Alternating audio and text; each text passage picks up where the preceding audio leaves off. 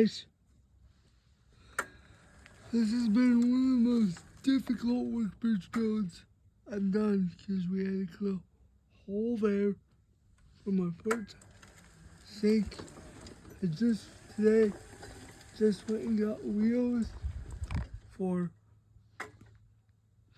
this bench. The only thing left to do on this bench, and we got the drain pipes installed. The only thing left to do is my final and last workbench / last wood project I'll ever do ever, because this is a big build project and one of the most difficult ones. The only thing left to do is put these boards on each end so I can eventually put tools on the ends of this. If I ever need to put tools.